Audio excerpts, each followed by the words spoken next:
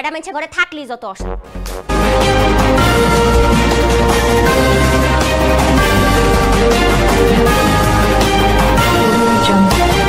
এখন দেখবেন ই বাংলা টিভির ভয়েস বুলেটিন। জামায়াতে ইসলামী এবং জাতীয় নাগরিক পার্টি সহ কয়েকটি রাজনৈতিক দল 4টি মূল দাবিতে যুগপৎ আন্দোলন শুরু করতে যাচ্ছে।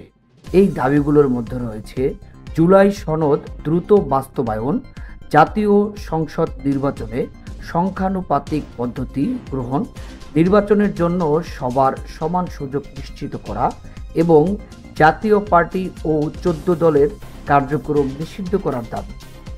এই দলগুলো শীঘ্রই পৃথক সংবাদ সম্মেলনে করে তাদের কর্মসূচি ঘোষণা করবে। বাংলাদেশ খেলাফতে মজলিস আগামী রবিবার সংবাদ সম্মেলন করে যুগোপযোগৎ আন্দোলনের কর্মসূচি ঘোষণা করবে। অন্যান্য দলগুলো শীঘ্রই কর্মসূচি ঘোষণা করার কথা রয়েছে। আগামী সপ্তাহ থেকে আন্দোলন শুরু হতে পারে। ইসলামী আন্দোলন বাংলাদেশের সিনিয়র যুগ্ম মহাসচিব গাজী আতাউর রহমান জানিয়েছেন, তারা সোমবার পুরানা পল্টনে জাতীয় দলীয় কার্যালয়ে সংবাদ সম্মেলন করে কর্মসূচি ঘোষণা করবে। তিনি জানান, সকল দল একযোগে অভিন্ন কর্মসূচি ঘোষণা করবে।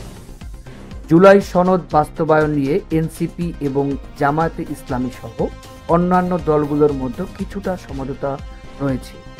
জামায়াতে ইসলামের একজন উচ্চপদস্থ নেতা একাধিক দলের সঙ্গে যুগপৎ আন্দোলনের সিদ্ধান্তের কথা স্বীকার করেছেন।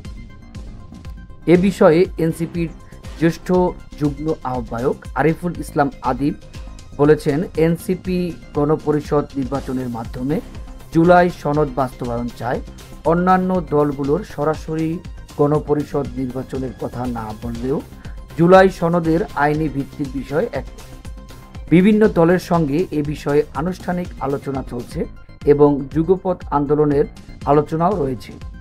দলগুলোর নেতারা জানিয়েছে, তারা আগামী ফেব্রুয়ারি মাসের প্রথমার্ধে নির্বাচন চান এবং সেই নির্বাচন জুলাই সনদের ভিত্তিতেই হতে হবে।